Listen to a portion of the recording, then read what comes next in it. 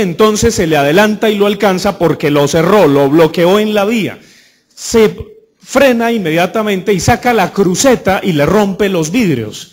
O sea, podemos asistir a unos ejercicios elementales de comportamiento ciudadano que pueden generar barbaridades. El otro día yo estaba en un apartamento, tomaba con una amiga y de pronto vemos un escándalo en la calle. Salimos.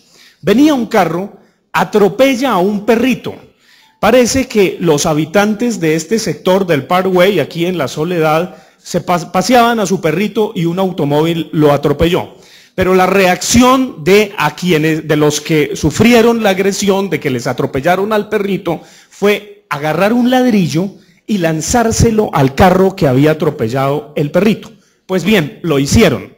Y lo hicieron de tal manera porque el carro que atropelló al perrito emprendió la fuga por no dar cuenta de lo que había hecho. Entonces estos chinos agarran y todo eso lo veía yo desde un quinto piso porque estábamos alarmados de lo que había pasado. Entonces lanza un ladrillo, el carro sigue a toda velocidad con tan mala suerte que golpea en el vidrio, pierde el equilibrio y va y se estrella en otro poste. Entonces nosotros bajamos automáticamente y vimos que ahora los que estaban en fuga no era el carro que había atropellado al perrito, sino el que le había lanzado el ladrillo al carro que generó un muerto.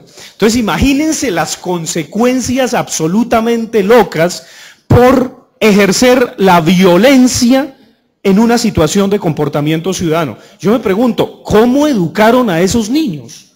Tanto al que atropelló al perrito como a los jóvenes que toman la violencia en sus propias manos. Es aterrador escuchar a niños en Medellín, y perdónenme que cite ese ejemplo, pero es que lo he escuchado y fui profesor en la sede de Medellín de la Universidad Nacional.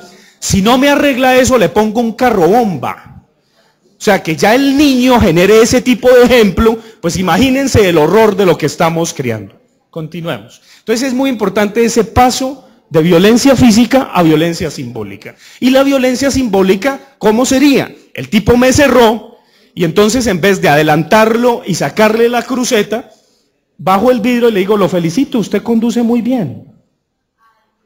Ese es un ejercicio de violencia simbólica. Como si yo le presto a usted mi cuaderno y usted empieza a doblarlo mucho, entonces le digo, ¿por qué no lo dobla otro poquito más?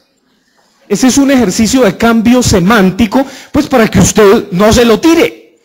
Entonces necesitamos pensar hijuemil ejemplos, perdónenme la expresión, para cambiar la violencia física por violencia simbólica, por simbolizar, porque lo contrario nos matamos.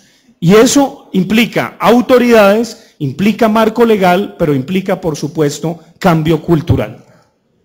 Más allá, y esto es básicamente lo que quiero hablar, que se aplica en ciertos jardines infantiles, en ciertas escuelas, esto es muy importante para los padres de familia, y es cómo pensar pedagogías más intensivas e invisibles que pedagogías visibles y jerárquicas. En la pedagogía visible y jerárquica casi que el hijo no podía hablarle al papá, muchísimo menos besarlo. Eso es otra cosa que es aterradora. ¿Cuántos de ustedes, sus hijos, los besan, señores concejales? ¿Cómo transmitimos modos de sentir, pensar y actuar de afectividad entre nosotros? A veces lo que generamos es un miedo, temor y temblor en las familias, y eso nos cuestiona a todos. Entonces, las pedagogías invisibles e intensas, la única condición es dialogar, conversar. Yo creo que tenemos que hacer un llamado en Colombia, no solamente desde Bogotá, sino en el país, a conversar. Algo tan elemental hemos perdido. Y a veces cuando conversamos lo hacemos en medio de tragos y termina la gente dándose bala, porque nos comunicamos a los gritos. Eso es otra cosa que habla muchísimo nuestra cultura, tanto que a veces tenemos el dictón en paisa, oíste, oíste, porque es que no nos oímos. Entonces, usted está, por ejemplo, en el metro de París o en el metro de Nueva York y usted sabe que son colombianos porque hablan a los gritos. ¿Oíste? Entonces nos toca pensar cómo diablos empezar a hablar bajito, a que no sea grito entero. Cómo desde la más temprana infancia tenemos que susurrar. como si la otra persona grita mucho, el otro le habla más bajito para que entienda. Todos esos ejercicios, obviamente los niños los van a ver. Y eso se incuba en casa, en la familia. Si a uno le pegan un grito, el pobre chino queda paralizado. Daniel, si sigues así, tu papá va a preferir a tu hermana. Imagínese el machismo que le introyectó esa mamá a ese niño llorando, tanto que se cayó automáticamente. Silencio puro. Bien, sigamos.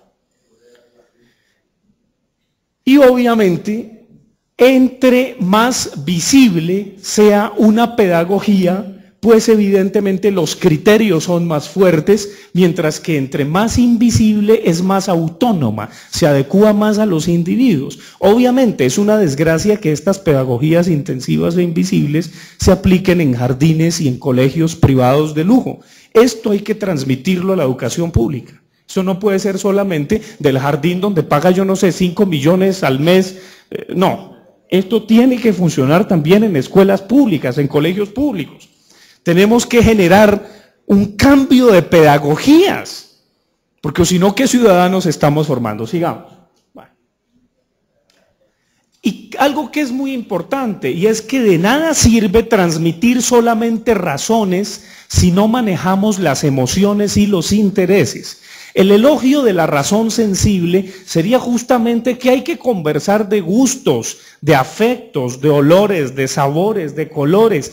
Casi que desde la más temprana infancia tenemos una enorme responsabilidad de género con los niños y las niñas. Inclusive hay que operar un cambio cultural regalándole, ¿por qué no?, un balón a una niña y una muñeca a un niño. Esto es fundamental. O sea, tenemos que tener una conciencia de universalidad, romper con todas las intolerancias que son violentas y que generan violencias al interior de los hogares y de las escuelas, digamos. Bueno, algo que es muy importante en las pedagogías invisibles es que la mejor manera de aprender es jugando. Si hay algo absolutamente serio en términos rituales es el juego. Entonces, no podemos, pensando en el maltrato infantil y en muchos otros temas que se complementan, el trabajo infantil, la explotación infantil, pues tendríamos que ver cómo diablos no nos dejaron jugar. Perdónenme, hago un pequeño paréntesis aquí. El otro día yo estaba en la casa de María Mercedes Araujo, que era la oligarca rebelde, que convocaba gente de izquierda y de derecha y de todas partes en su casa. Cada 8 días nos reuníamos y ella quería escribir un libro que se llamaba El país que no quiero que hereden mis nietos. Estaba Orlando Falsborg, Antanas Mocus, otros personajes. Entonces nos hace una ronda y nos dice, bueno, ¿cómo fue su infancia? Y lo atroz es que todos los que estábamos en